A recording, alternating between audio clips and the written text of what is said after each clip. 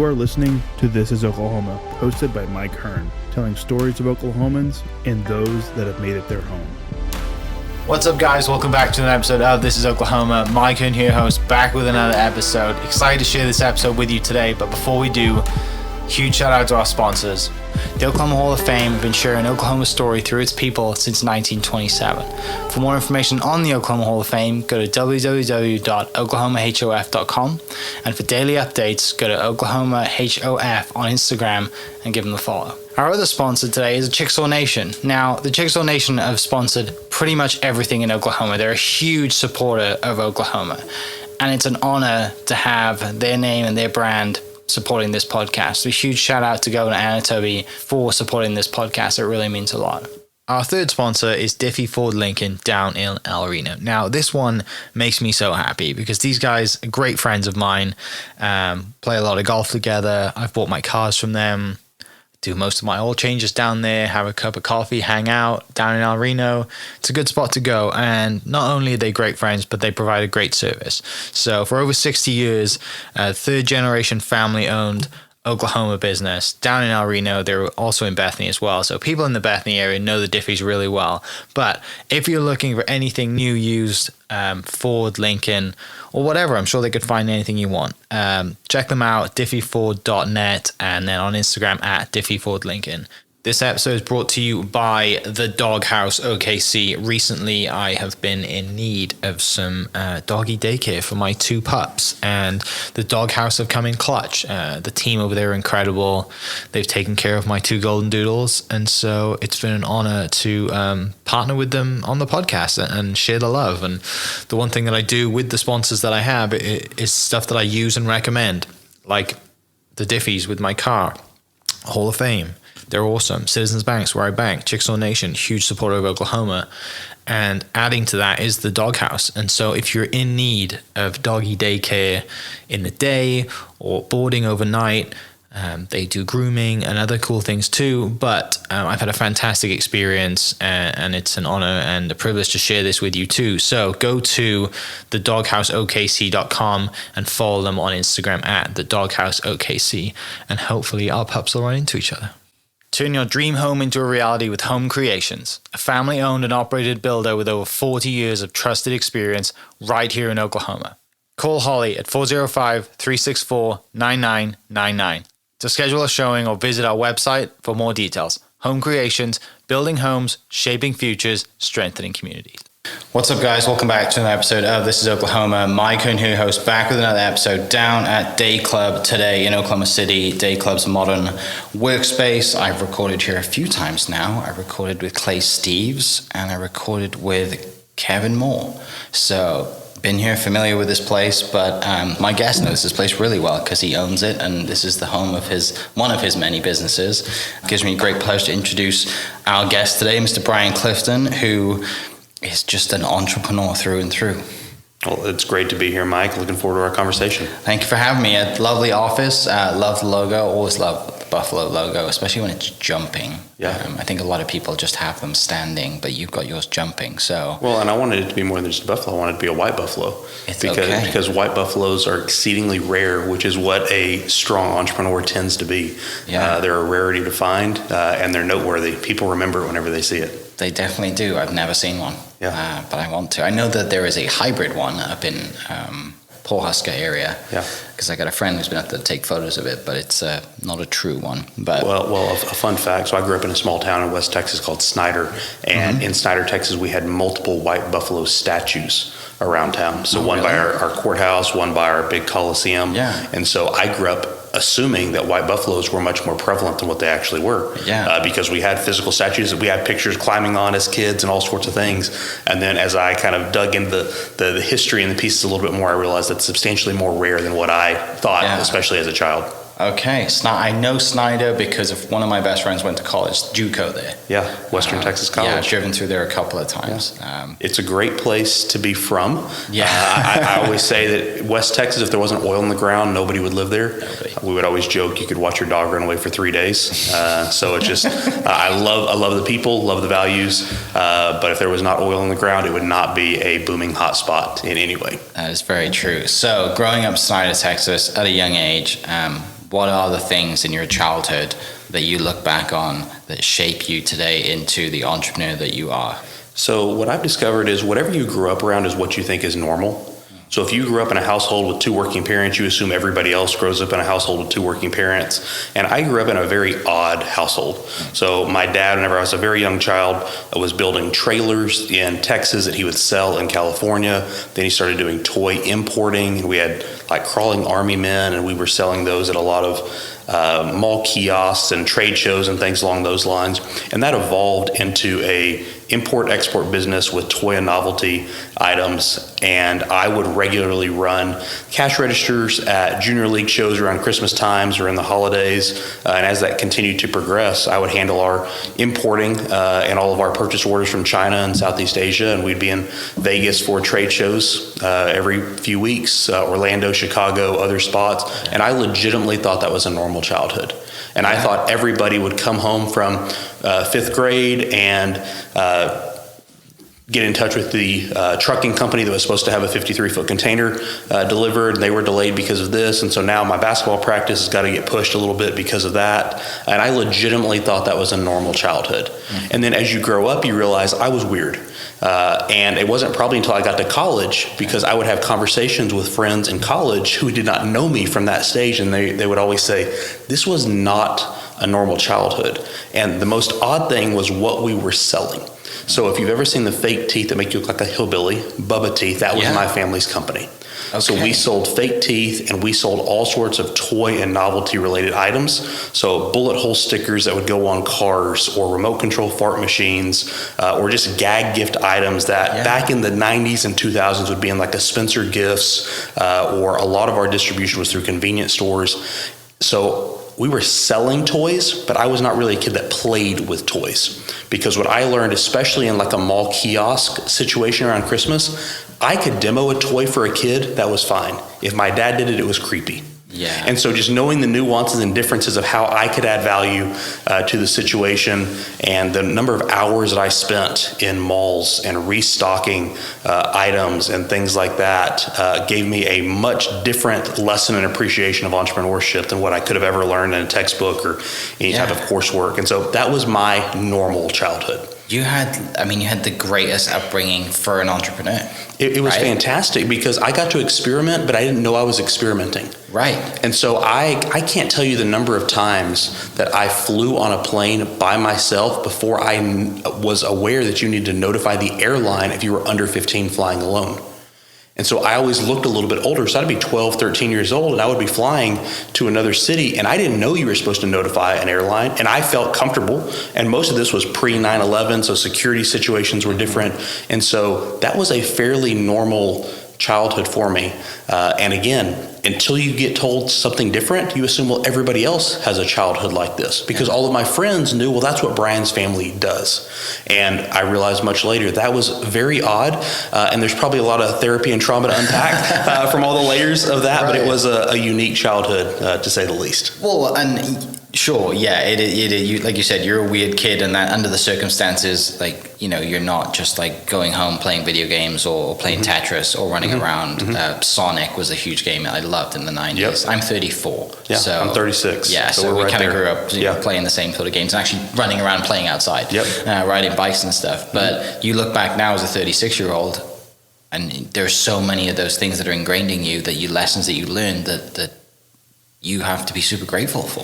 Right? I'm extremely grateful, and just the number of times that I was allowed to be able to take chances and take risks. So a regular occurrence is we would be at a trade show in Las Vegas, and we would be setting up, and I would be 13, 14, 15 years old, and I would notice some of our competitors a few rows over. So these would be at massive convention halls, and I would go up and start asking questions. And I'm just an annoying 13-year-old kid, and they're just trying to get rid of me. But I'm curious of, well, this is an interesting product. Where do you buy this? And I'm jotting down information. And so I'm taking reconnaissance lessons from my competitors who just think I'm a random annoying kid that's around here. And so I learned very early that I could take some of those risks. And what's the worst case scenario? Worst case scenario is they say, hey, beat it, scram, this is not just you're annoying me. But I took a lot of those risks, and I didn't know what the what a gift that was, until I kind of look back on it years later and realize I dealt with rejection. I dealt with curiosities. I dealt with a lot of those things at a very early age, and I just had a lot of room to explore that. Yeah, you don't know what failing is when you're a kid, right? Because you're just like, oh, it's just a normal day. I'm just going to go do this and ask people and run around, and like it's, you know, you haven't got that worry in your head. I think that people get to the older, it seems like when you get to a certain age, you worry what people think about you, and then the older you get, the less you care about it. But you didn't have to go through any of that phase because you're just running around doing your family business. I mean, every person has to go through some of that, but I don't think I went through it in the same way that I hear other people. And so my tolerance for risk is much higher than the general population, probably because I've had so many reps at it. I've been in those scenarios for so long. And so I'm 36, but I've had 20, 25 years worth of business experience, firing people from a very early age because my dad wasn't there or other things weren't in place, being able to take those risks, seeing the highs and lows with cash flow, with bankruptcies from customers. Like, I just got a lot of those experiences at a very young age, which helped give me different perspectives, especially as I progressed into other businesses. As you're going through, you know, this family business that you, like I said, you know, it's normal to you. It is your normal. You're dealing with logistics. You're running around. You got, you know, your hands in every part of a business. Did you gravitate towards any specific side of the business that you really enjoyed, that you look back on now that makes sense? So I was always very good at structure, organization, finances. So I created our first accounting system whenever I was in 6th, 7th grade for our family's company. And again, I didn't know that was odd. You didn't have really good QuickBooks tools or other things. So it's just, what's our accounting system? How are we functioning along those lines? I handled most of our procurement, most of our PO orders, whenever we were directly buying from importers in the U.S. in the early stage of the business, and then as that progressed to actually manufacturing and handling all that in Southeast Asia, I just thought that was a normal childhood. And so I handled a lot of those things. My dad was always very good on the creative, new product creation. Other people in the company were much better at those areas. I was much better at the, okay, well, do we need to have 24 of this product or 48? And how is that going to sit on the shelf? What does that look like? Because most of our distribution over time became convenience stores. So we were selling a lot of items in convenience stores on end racks. So this was before, most convenience stores today are much more food, beverage focused. 15, 20 years ago, you had a lot more Wolf t-shirts, novelty gifts, other things along those lines. And that was really the market that we sold to quite a bit. And so knowing, well, how do you present that in a way that's going to make it easier for that convenience store owner to be able to display that product? Because I wanted point of sale right there next to the cash register. People are still coming in using cash. People have to walk in to be able to pay for gas. A lot of those things. It was just a different time that we just have forgotten what those stores and experiences were like that really allowed that type of a business to function well. Yeah, some of that stuff's hard to find in person now, right? Everyone just goes to Amazon and Googles it, and there it is, right? And it's there tomorrow on the doorstep, or even sometimes in the same day. But yeah, you're right. Back in the day, you'd go and you just see it on an end cap. You think, I'm going to buy this, set of glasses with a big nose and a mustache on it, like all the gag gifts that we have, but now you've got to search for them. And as you like I said, the accounting side of you that you draw to, but understanding where and the market and all of these things, and not to mention people are still buying with cash too. You mentioned import export, the family was kind of in, and then you dive into your dad. You said your dad was doing product creation. Tell me about that side and how fun that was to really change and be like, we're gonna make our own now, because that's a big step. It is. The product creation didn't happen overnight. We started with Bubba Teeth. That's where everything started, and then we started making spin-offs that were basically just repackaging. So we'd have hillbilly teeth or beach bum teeth or biker teeth. That was the same product with a different label on it. So you'd sell it in different locations. So we would sell the beach bum teeth on California coast. We'd sell the biker teeth at Sturgis, and in the heavy Harley markets, we would sell hillbilly teeth more in Tennessee, Kentucky, other spots, and we had a lot of different varieties along those. Some of them had the exact same teeth, just with a different name. But then as we progressed into more and more custom products, some of which, whenever you're working with Chinese factories or Asian factories, sometimes you could have a truly proprietary product. Other times it's proprietary-ish until somebody else copies that. The intellectual property rights and things, especially at that time, were really not worth defending on a lot of fronts. And so some of the early products were shocking pens, shocking lighters, all sorts of things that kind of our unofficial tagline became, if it's in good taste, we don't carry it. And so a lot of gag gifts that were really based on kind of teenage humor, so farts and poop and all sorts of things just along those lines. One of my favorite products, just most memorable, was an item called Uncle Harry's soap.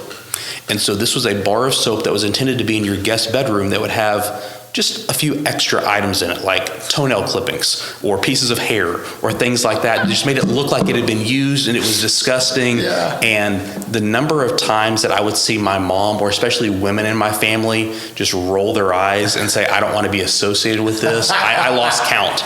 And looking back on it, that was a good reaction. That's what normal people would have done. What the product was meant to do. We would have all sorts of items, and so it was not uncommon for me to come home and see a test of items that my dad was working on, some of which we were doing mock-ups in our garage, in our warehouse. Other times it's, well, I was at this trade show and I saw this product, and if we modify it a little bit, here's the unique angle. So one of them was a like a Nerf shooter. So like a thing you'd put your finger in, you'd pull it back. Well, the obvious way that we took it was, well, let's make that a turd, instead of being just a regular foam shooter, so you make it a turd. And then they added corn into that in the next iteration. And again, this is the childhood that I was around. And so these are the examples from the adults that I was spending a lot of time with.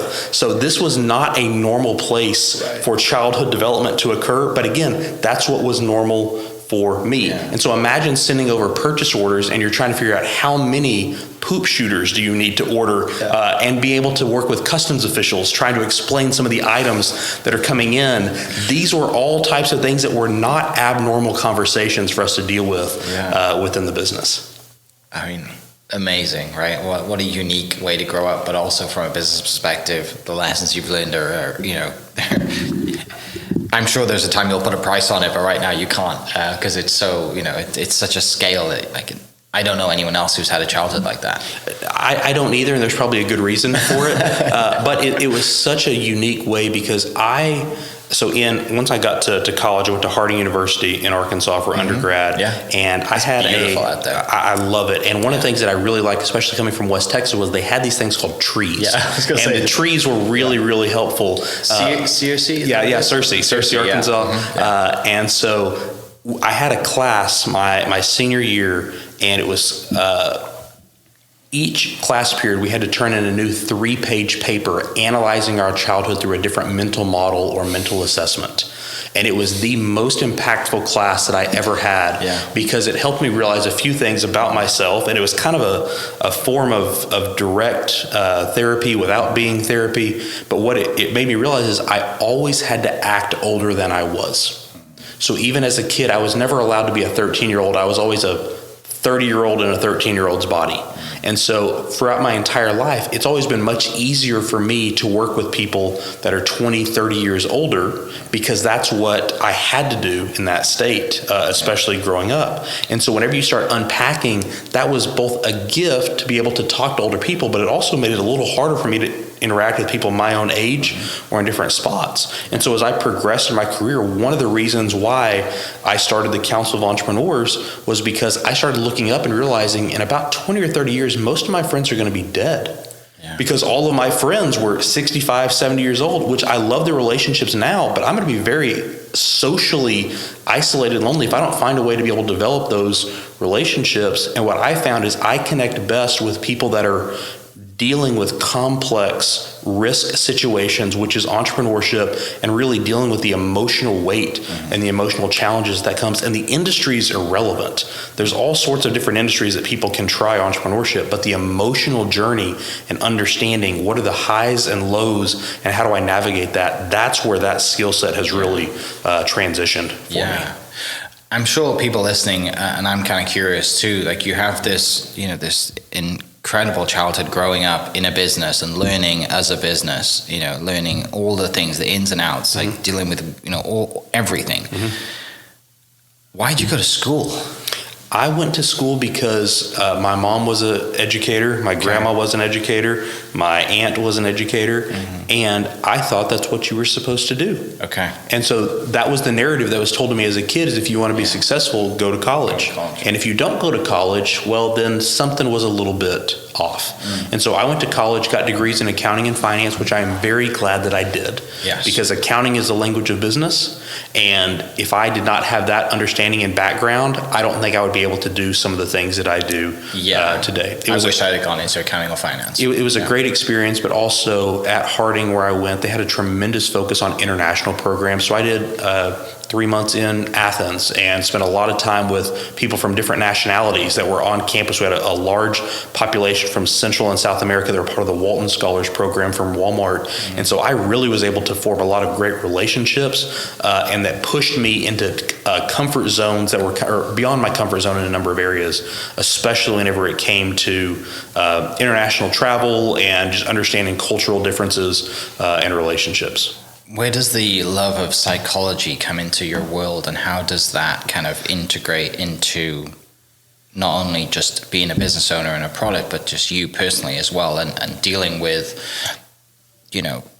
entrepreneurs and that obviously you mentioned your family are educators, so you have that gene of wanting to teach and give back, and you also have this entrepreneur side too. So psychology is so complex, but when you dive into it, things start making sense, and you start aligning and joining the dots on why this person likes this, or why they buy this, or where on the shelf. There's so many things, but what's that first kind of reason that you're just like, or first thing that pops up, you're like, oh, this is like, maybe you didn't know it was psychology at the time, but you really dove into it?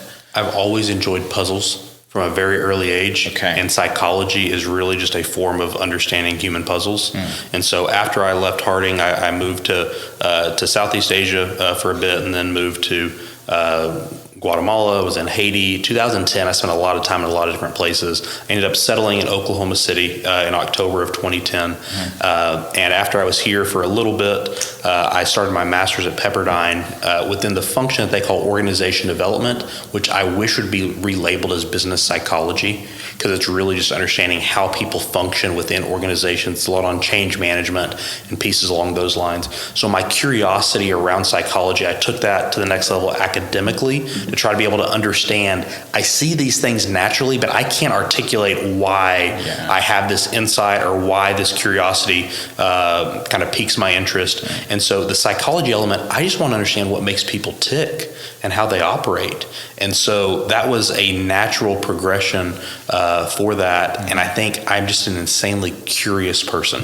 I want to be able to see things. I want to be able to notice things. My wife has put a limit on me on the number of museums I can go to per day on trips, because I would spend all day just in museums exploring things. I have a high level of curiosity, and psychology and how people interact, that's really one of the most complex spots. But I can't explore psychology without also understanding history and what allowed somebody to have a certain viewpoint, perspective, bias, all those pieces. So my curiosity goes pretty deep into history as well, to be able to understand, how did we get to this point? Because no one's starting from a blank slate. Yeah, and history repeats itself, and there's patterns, and you just need to dive into it, right? And also, is the history that we know really the history that happened? There's a lot of people that think that, or research that, like, I saw something the other day. It says there's 800 years of missing history that was just wiped out. There's so much stuff, and history is typically written down by whoever the victor was. And so there's different versions of history. Growing up in the United States in a public health or a public education system, I did not see a whole lot of history in different parts, even of the U.S. So I did a deep dive a few years ago around like early 1900s, because all we did in school is we would skip from Civil War, maybe into World War I, and then it was the end of the semester. And so we had these gaps that you just had to be able to focus on. And so I've dug into different parts, especially as I've traveled. I've been to close to 70 countries, spent a lot of time in different places. And I want to understand, what is the history for you as you would describe it? I know a version that I may have been told, but I want to understand what's impactful for you, and how does that kind of change the way that you think, the way that you operate, or what you value within your own society.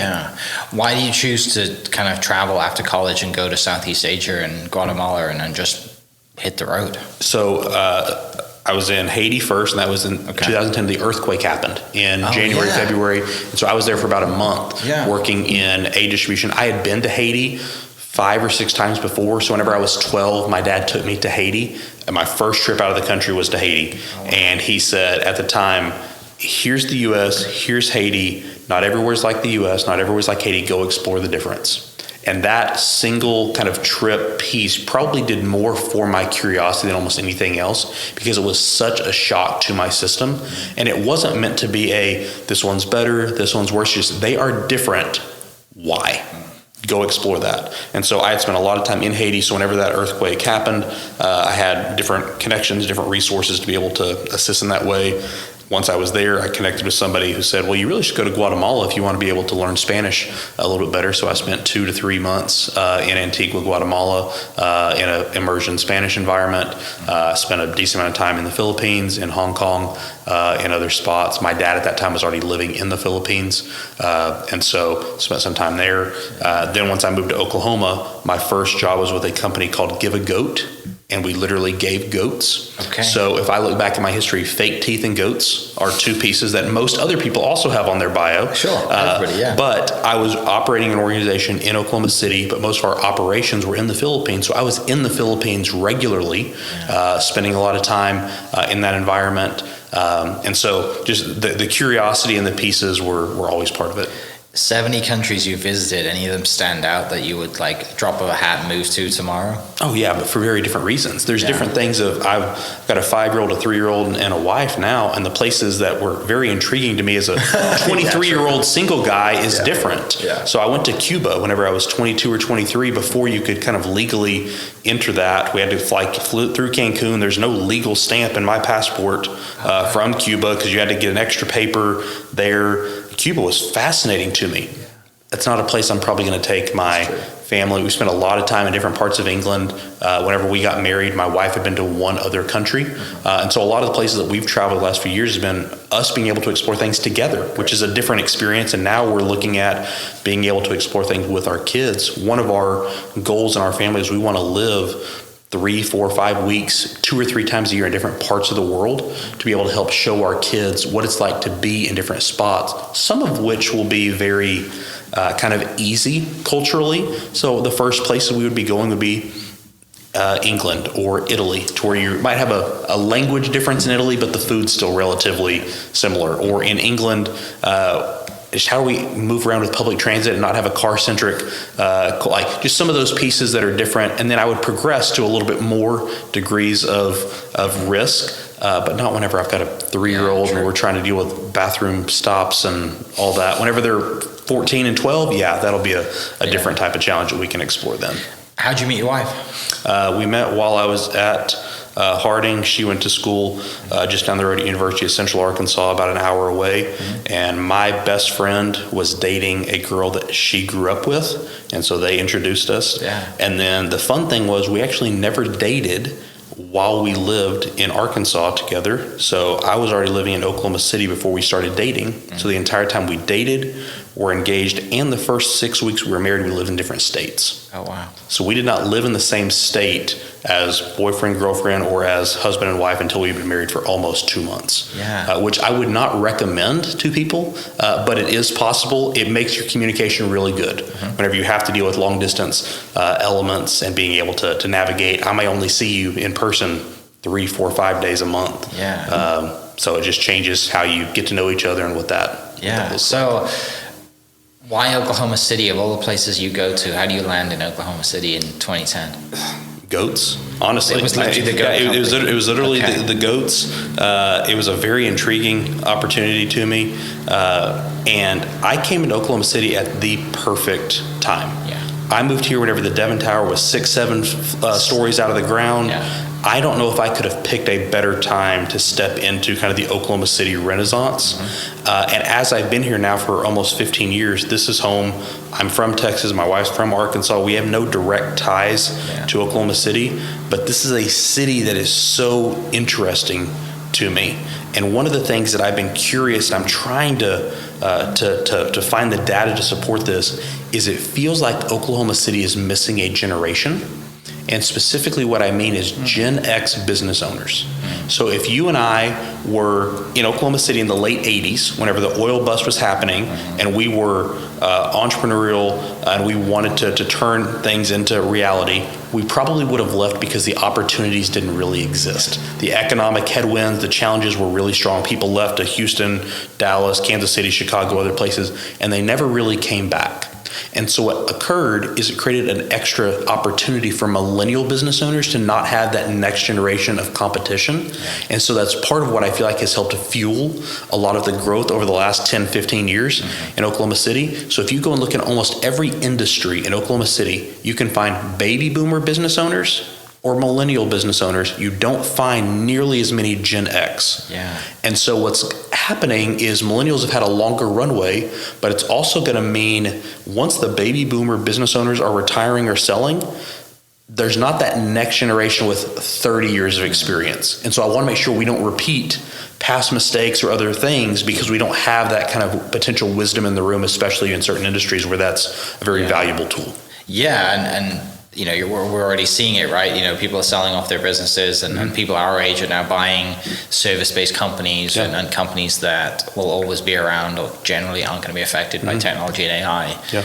It's fun to see, right? And they're adding their new spin to it, redoing the website, adding social media. And it's so fun. So whenever I was at Pepperdine, my thesis was specifically on family business transitions. Initial business that I started here in Oklahoma City is called Myriad Insight, and I work with family business and closely held business transitions. So I don't sell insurance. I don't have a financial advising side. It's purely an advisory piece where I work with a lot of families and people that are going through a really scary time of how do I transition? What does this look like?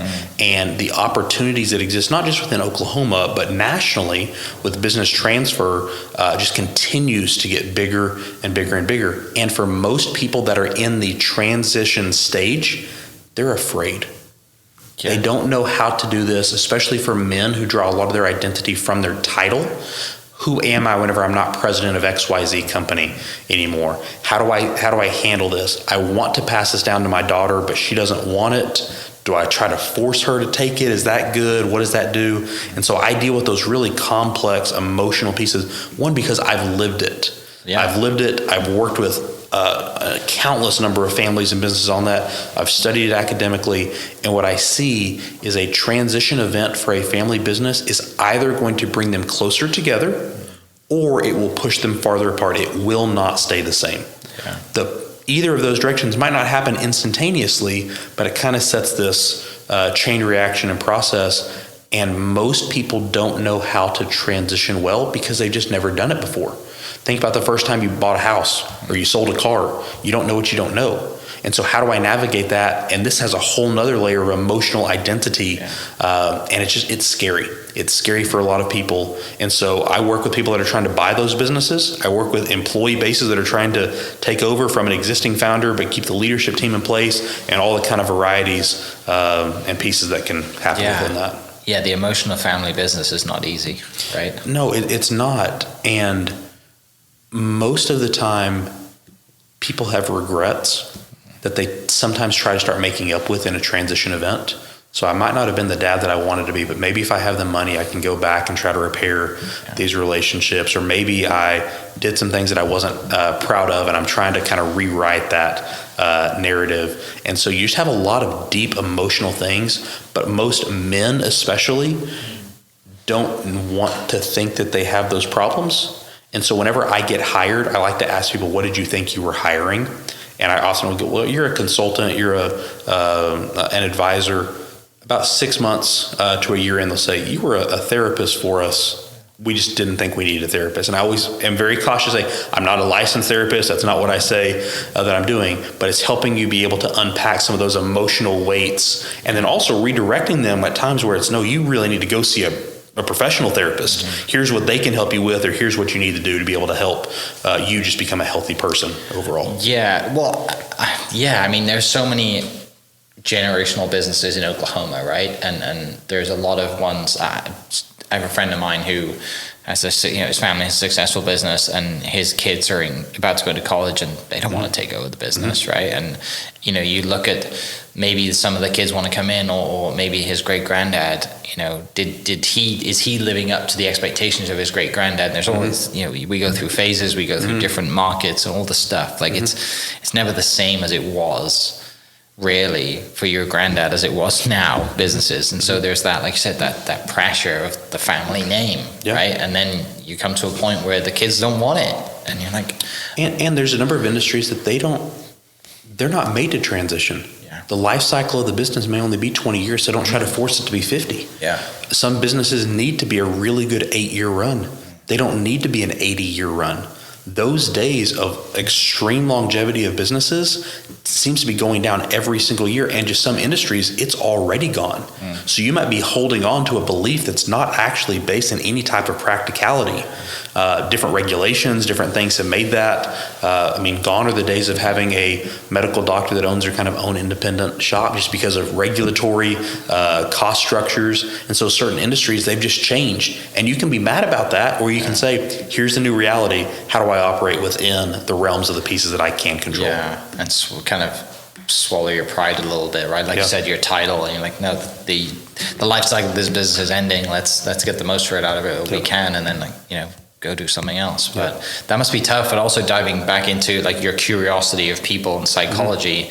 This it helps you so much in be a consultant, because you're coming in under the mask of a business consultant. You're not coming in saying, I'm here to change your life personally, and this is why you're in this issue, because mentally you need to do this. No, and my curiosity often comes from the standpoint of, there's 5 different versions of your life that you could be happy with. Which version do you want, and how can I help make that possible, or reveal data that might change your mind because you're asking for something that's not realistic?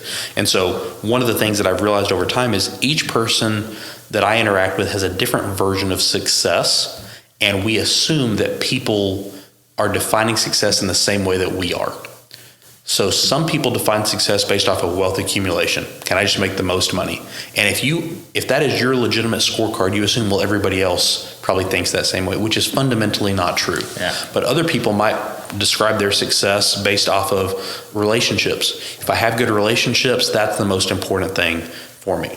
So every time that I understand what my scorecard is, how I'm defining success, it can help me better interact with another person, especially in a transition event of dad really wants the business to continue. Daughter really wants to make sure that she has a career that she could be in for 30 years if she wants it's going to take care of her family. And son-in-law over here might just say, I just want the family to be able to function and there not be any drama, because I grew up in a crazy household and I don't want that to become a thing.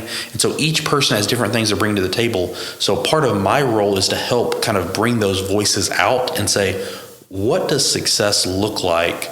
And then what are the different ways that we could get there? And then what is the known pain we would have to go through to make that happen?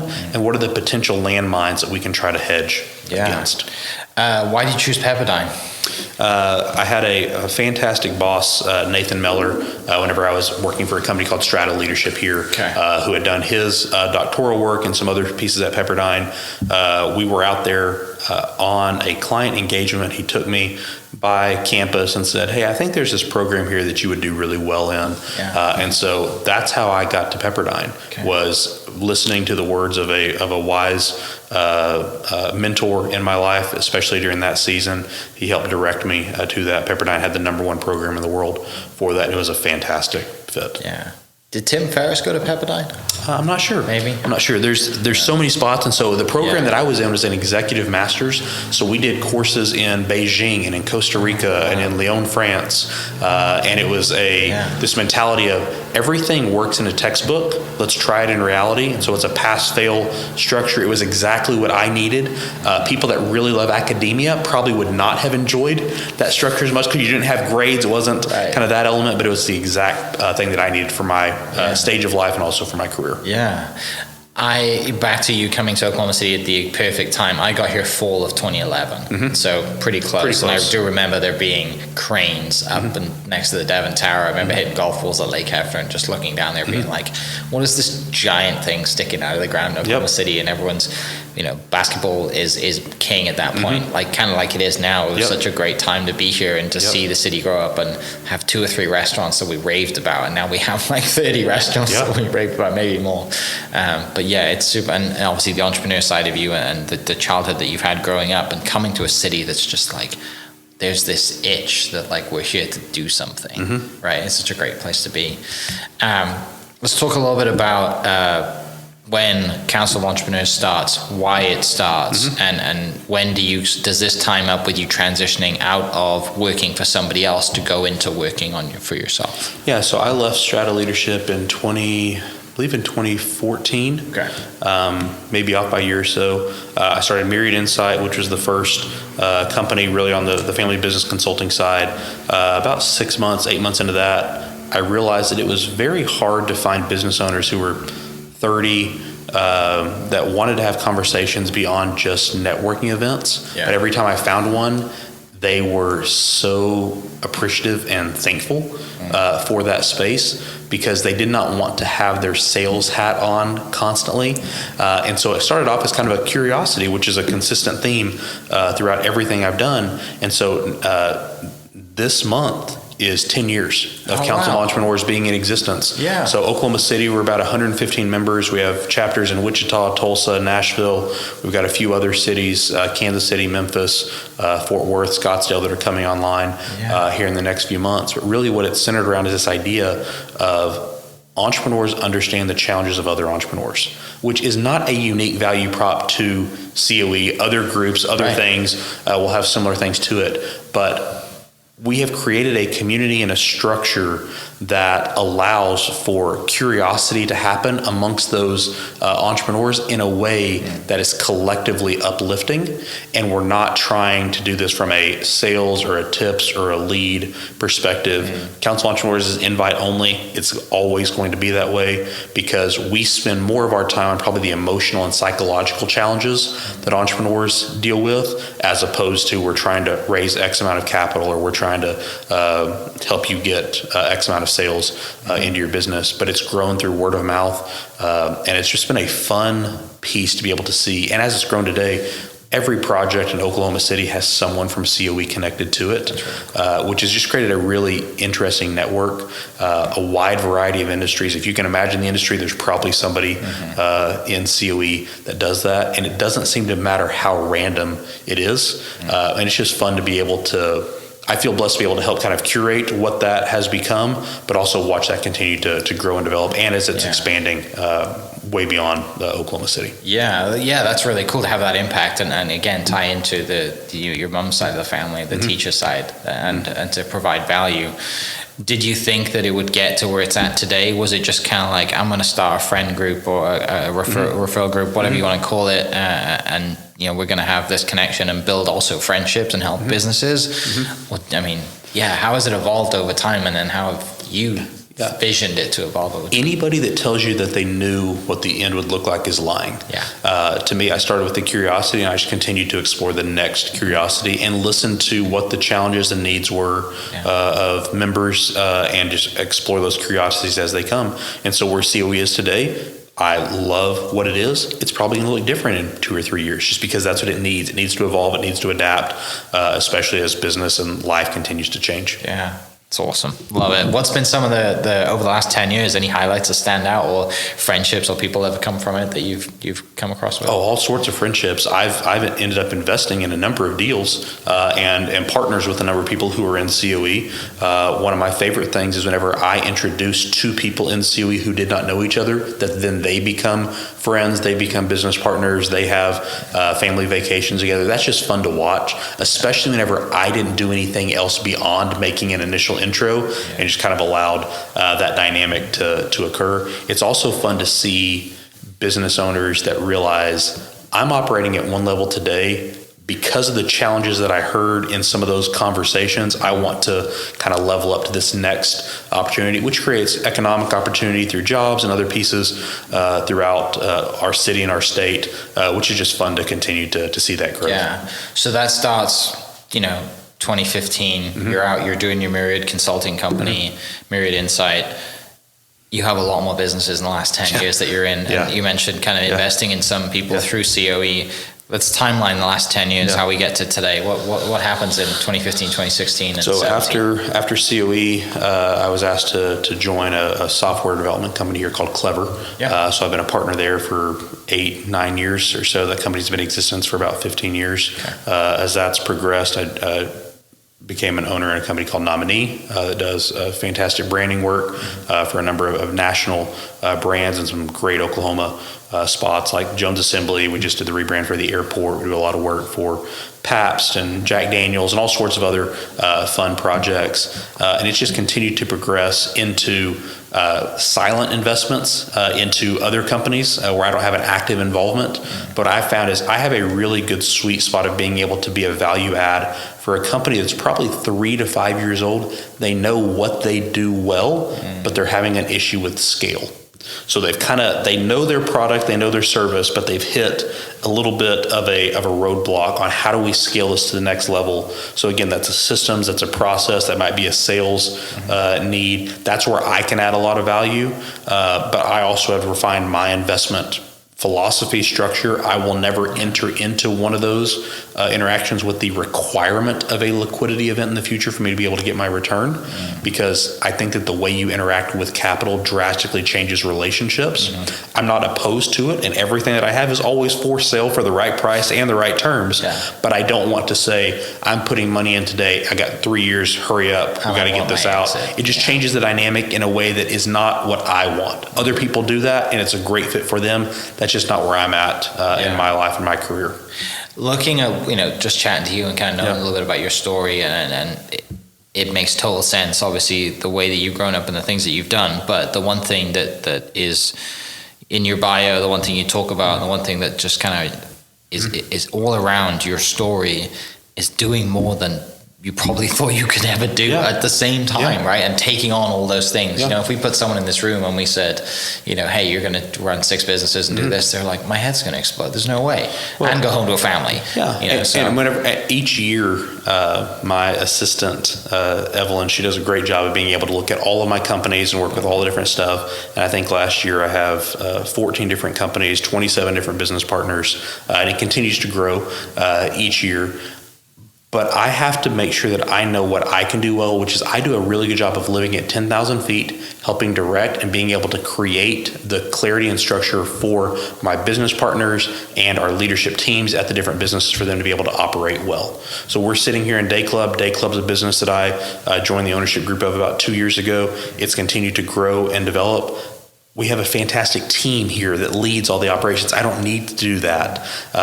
And that's not where I would be gifted. If I was trying to do the job they're doing, I would fail miserably. They're substantially better at that than what I am. But I know areas that I can add value and what the lane is that I work well in, and I don't try to deviate out of that. I want to find experts. I want to find people that I know and trust, and that's how I can grow and be a value add to those situations. How do you go about teaching that to someone in the consulting world? And going into it takes a lot of trust to build a team, and also a lot of these business owners, it's their baby. They only have one business. It's their baby. The best thing for them in their business is to stand away, let someone help it, so they can allocate time to go somewhere else and maybe open a second location or do something else. But they've got that hold of it, right? That's the trust that you have to teach them to build a team and let it do itself. It's not an easy thing to do. It's not an easy thing to do. It's not an easy thing to do, but I don't think it's a requirement. So some people need to just own their job, and that is success for them. And so them feeling like, well, until I've hired more people, until I've done this, then I'm constantly missing out. Maybe. What life do you want? If you want to be the person that owns your job, that can be a good economic reality for you, but it comes with other trade-offs. If you own your job, well, you probably can't take time off. If you're sick, revenue might be stopping. You have other different limitations or things on that side. If you want to move into the space where I own a business that has a leadership team, that has other people that are making the business move forward whenever you're not directly involved, that's great. It's a different type of interaction with that entity. And so some people have different skill sets, different abilities. If you want to continue to progress, you have to choose, am I willing to trust people? Am I willing to hire somebody knowing that they are going to do this task 70%, 80% as well as I can? If I can't get over that mental hurdle, it's not a them thing, it's a me thing. And so what is an odd part of my story is I have a number of businesses that I'm involved with today. I have never started a business with a partner. Okay. Every business that I have joined has partners in it, but I have never started a business with a partner. One, because I'm not really starting businesses in this time in this season of my life. It's more of I can add value here, but I know what I can do well, and that's what each person needs to recognize is what is the things that you can do well, and also what does your version of success look like? And don't let other people's narratives or expectations make you feel like you're less than simply because, well, you only have a restaurant with one location. Yeah, but do you like it? Yeah. Are you happy? Maybe you don't need to have 10. Yeah. If you owned a 10 restaurant empire, you probably would be miserable. If that's not what you're motivated by, if that's not how your brain operates, if that's not the financial risk tolerance that you're willing to withstand. So again, all of those pieces are relative. That's I think it's a huge part of not just business owners, but a huge part of people, sadly, in general. Like, it's this Instagram world that you look at and you think this person's doing this, or they're going on vacation, or whatever they're doing. Mm-hmm. There's always more. And I think it's now more than ever. The way we grew up, we didn't have to see, you always probably had someone in the neighborhood that was like, they're always on vacation, or they drive a nice car. But now you're seeing it 200 times a day if you're on your phone.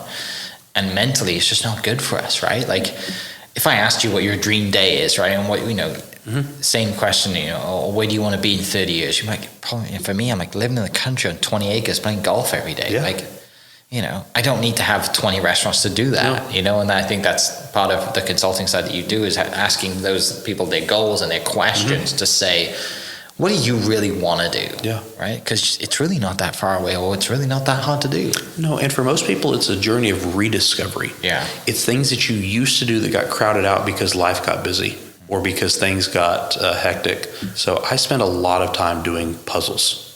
There's a brand out of Colorado called Liberty Puzzles that I am a aficionado for their wooden laser engraved puzzles. Okay. And I can directly tell you how stressed I am based on how long it's been since I've done a puzzle. Over the last year and a half, Legos have entered the picture a lot more, especially with my 5-year-old who every morning asks me, what Legos are we going to do? And they are expensive. They're so expensive. They're getting so expensive. But puzzles and Legos, I don't do tactile things in my day very often. And so one of the things that I heard a few months ago was people who operate with their brain typically Sabbath with their hands. Okay. And so if you are in a job where you are working cognitively in your head most of the time, you probably find rest or respite by cooking, gardening, building things, because it's just a different plot. Now, if you're in a job where you're constantly building things, that may not be the same fashion for you.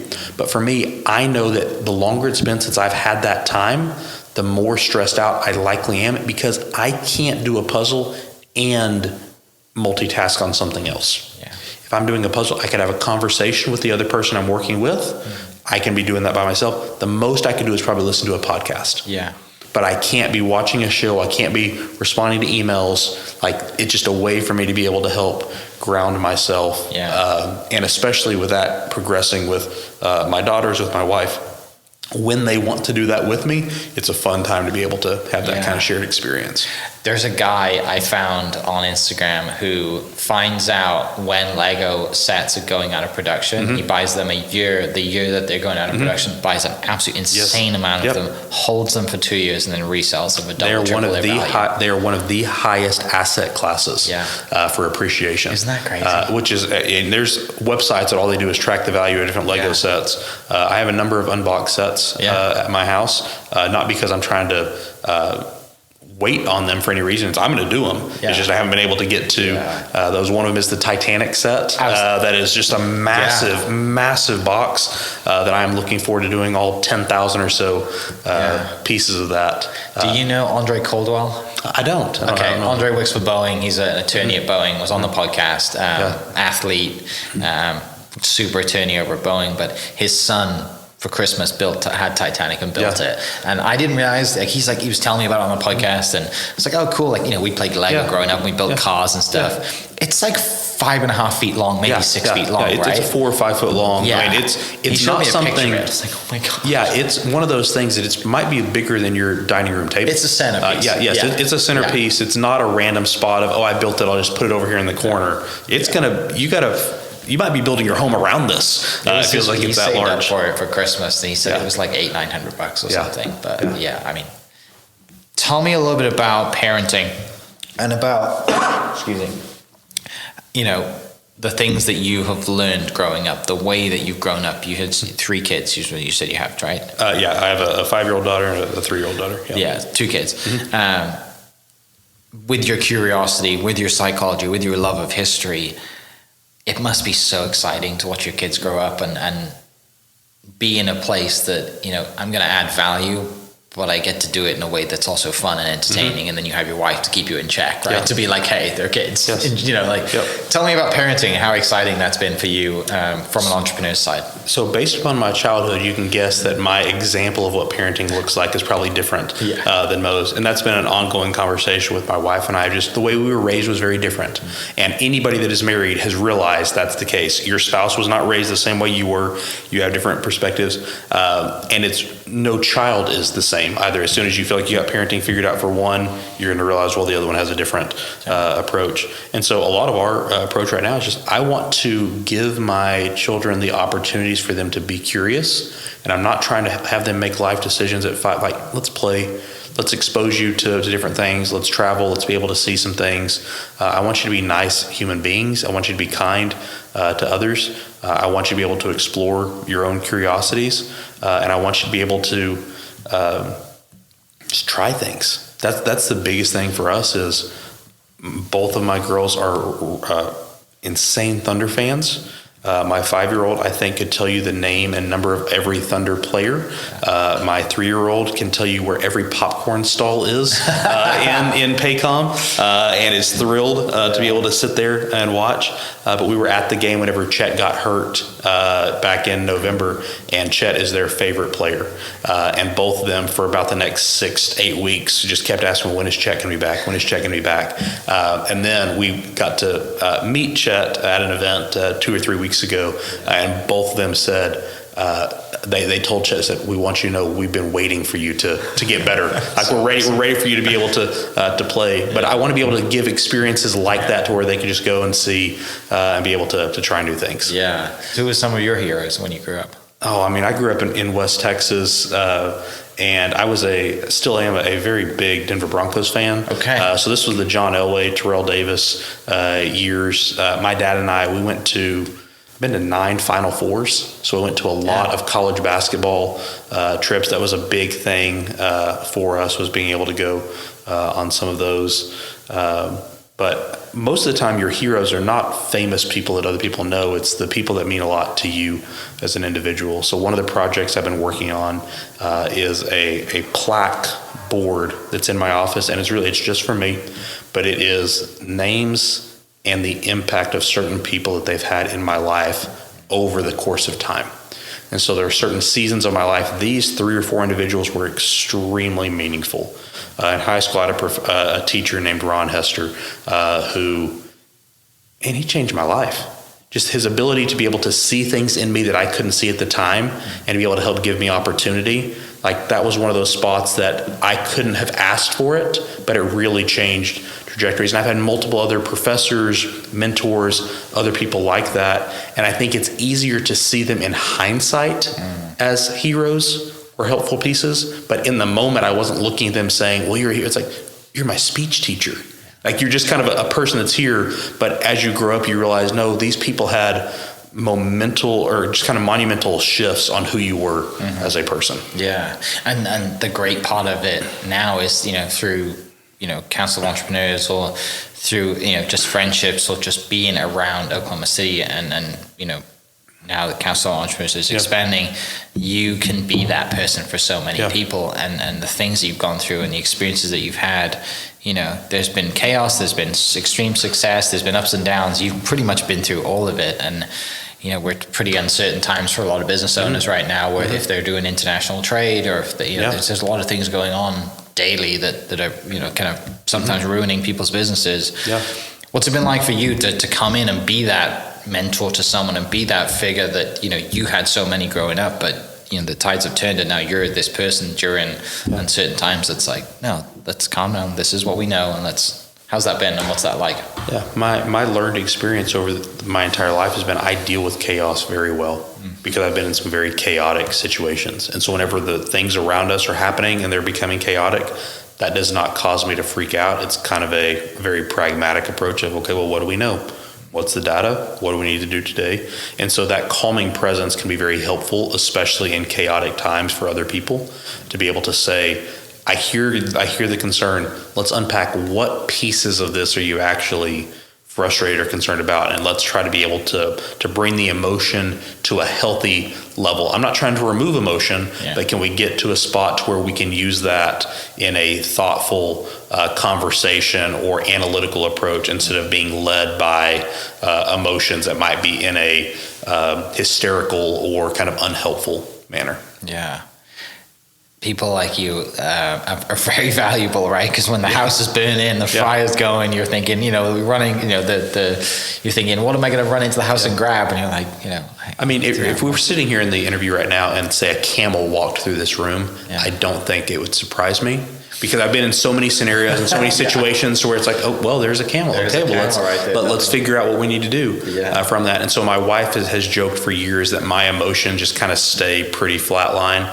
So let's say the Denver Broncos win the Super Bowl, the Thunder win the NBA Finals, some major event happens, my emotions just kind of stay right here. They don't really go high. They don't really go low. They stay within a fairly tight band, which is not always helpful whenever I need to be expressive. Or I need to be able to show those emotions. But it can be very helpful, especially at times. When you're courtside and Shay's dropping threes, and you're like, I should be happy right now. And hopefully when we win the playoffs, I can cheer, and I can be very happy. But I'm not going to be the spot to where it's the Thunder lost. My next 3 days are ruined because I can't operate kind of the way that I want. Finishing up, a few fun questions for you. If you were to start from absolutely zero today, what are the businesses you'd go into, and how would you do it? I don't know if there's a specific business. It'd be more of who do I want to work with. I think it would be more of who am I learning from, who do I want to be around, and the industry's kind of irrelevant. I think today you're going into a world where there's much more focus on experiences. People are willing to pay for experiences. Highly curated experiences are very valuable. That's one thing I'm seeing with Nominee on the branding front is we're going much more into the physical interaction of how people are interacting with brands. And I would probably step into something more along those lines of like, how does the way in which we interact with people in physical spaces create opportunities for us? You mentioned you love museums and history. Any favorite museums over your time or exhibits you've seen that in certain museums that you want to go see again? The list is very long. British Museum is a fantastic. Absolutely love that one. The World War II Museum in New Orleans is exceptionally well done. Just one of the top ones. There's a new museum that's opened in Cairo. But the last time I was in Cairo, all the museums at that time were basically just like warehouses. Nothing was really labeled. They've now built a fantastic new museum in Cairo that I really want to go to. The Parthenon Museum in Athens that they just finished a few years ago. We were there a handful of years ago. That was fantastic, especially having lived in Athens for a while before that was done and seeing what they were able to create there. Just so many different ones depending upon kind of the nuance. With your love of history and your love of museums and all of this alien stuff that's coming out, I'm a big fan of Graham Hancock and his show and the things that he's doing. Do you subscribe to any of those? Do you have any of your own ideas and thoughts, especially when you talk about being in Athens and ancient history and all of the things that people don't do the research to know that this stuff actually happens? There's things that happened, and especially when you talk about Graham Hancock and he talks about the Younger Dryas and all of that space stuff. Is there anything that you subscribe to or anything that piques your interest there that's just personal to you, that takes you out of your business head, that's just like, you know what, I think this might be true? Not really. One of the things that's always been really a struggle for me is I have a very hard time reading fiction or reading anything that's kind of in the sci-fi-esque realm. Okay. I think my brain is so kind of logical and pragmatic that I see it, I'm like, yeah, that might exist, might be there. It feels so disconnected, and so it's not an area that I've had a whole lot of curiosity. Now, some of my business partners, especially Matt Williamson at Clever, if he was here, we could have hours-long conversations around that. But Okay, good to know. I have to have Matt on the podcast. We can dive into all that stuff. Last question. My day job's real estate in the luxury real estate space, and so I get to help people find their dream homes and ask people what their dream home is. So my question to you is, as of right now today, because it'll probably change tomorrow, without, this is your dream house, not your wife's, not your kids, no budget, no money constraints. If you were to build your dream home today, what are the non-negotiables that be at your dream home? Well, we built ours about 3 years ago. We're just north of Lake Arcadia on 2 acres, the 20-minute drive to downtown. We got space for gardens and pools and all sorts of stuff, and plenty of space for our kids to be able to be kids. And we lucked out finding a really good new kind of development open space about 5-6 years ago. Took a little bit of time to get that drawn up. But one of the things for me is I wanted to have an office that I was able to do what I need to do, which included multiple workstations to where I can have stuff where I'm sitting down or I'm standing up or I've got the screens that I need. My big thing is just being able to have access to light. The one thing that I wish we were in, I wish we had European mass transit options to where I wasn't so car dependent upon that. That would be the biggest thing that I would change, just the ability to be able to get somewhere without needing to get in a car to be able to move where I want to go. Okay. Mate, it's been an absolute pleasure. Thanks so much for having us. I know we didn't talk too much about TEDx, but you had a huge involvement in bringing TEDx Oklahoma City to town 2 or 3 times? Yeah, we did three rounds of TEDx Oklahoma City, which was brilliant. It was fun. And Ken Stoner was the originator of TEDx Oklahoma City back in 2012, 2013. One of the first things I attended. Yeah. And then it went on hiatus for about 6-7 years. Yeah. I actually just ran into Ken 2 days ago. And we were kind of reminiscing about that. But TEDx Oklahoma City was a fantastic thing for our city. Really glad to be a part of it. Really glad to be able to help bring amazing people like yourself onto the stage with good stories to share. Me, Les Thomas, Tito. The class that we had was incredible, and I know I'm missing some names, but Amy was great, and Amy and David were great in coaching me because I'd not done anything like that. But I really appreciate that. For people listening, I'll put the links to your bio and counsel entrepreneurs, but everything that you do in the description. People go check that out. But I really appreciate your time. Thanks so much, and I look forward to building our friendship over the next 30 years. It's going to be exciting, and Oklahoma City's growing too. That sounds great. Thank you very much, Mike. For people listening, we'll catch you next episode. Cheers. Hope you guys enjoyed that great episode. Thank you so much for listening. As always, huge shout out to our sponsors, the Oklahoma Hall of Fame, sharing Oklahoma story through its people since 1927. For more information on the Oklahoma Hall of Fame, go to www.oklahomahof.com and follow them on Instagram for daily updates at oklahomahof. Our other sponsor, the Chickasaw Nation, amazing sponsor. They do amazing things for the state, and they're always sponsoring something in Oklahoma. They're a huge supporter of Oklahoma, and without their support, we wouldn't be able to do what we do. And our third sponsor is Diffie Ford Lincoln down in El Reno. Now, this one makes me so happy because these guys are great friends of mine, play a lot of golf together. I've bought my cars from them, do most of my oil changes down there, have a cup of coffee, hang out down in El Reno. It's a good spot to go. And not only are they great friends, but they provide a great service. So for over 60 years, third generation family owned Oklahoma business down in El Reno. They're also in Bethany as well. So people in the Bethany area know the Diffies really well. But if you're looking for anything new, used, Ford, Lincoln, or whatever, I'm sure they could find anything you want. Check them out, diffieford.net, and then on Instagram at diffiefordlincoln. This episode is brought to you by the Doghouse OKC. Recently, I have been in need of some doggy daycare for my 2 pups, and the Doghouse have come in clutch. The team over there are incredible. They've taken care of my 2 golden doodles, and so it's been an honor to partner with them on the podcast and share the love. And the one thing that I do with the sponsors that I have is stuff that I use and recommend, like the Diffies with my car, Hall of Fame. They're awesome. Chickasaw Nation, huge supporter of Oklahoma. And adding to that is the Doghouse. And so if you're in need of doggy daycare in the day or boarding overnight, they do grooming and other cool things too. But I've had a fantastic experience, and it's an honor and a privilege to share this with you too. So go to thedogHouseOKC.com and follow them on Instagram at thedogHouseOKC. And hopefully our pups will run into each other. Turn your dream home into a reality with Home Creations, a family-owned and operated builder with over 40 years of trusted experience right here in Oklahoma. Call Holly at 405-364-9999 to schedule a showing or visit our website for more details. Home Creations, building homes, shaping futures, strengthening communities. Thank you for listening. We are inspired by those around us and hope that you are too. Make sure you subscribe to this podcast on your favorite podcast platform and leave us a review so we can keep telling your stories. For more great Oklahoma content, follow This Is Oklahoma on Facebook and Instagram.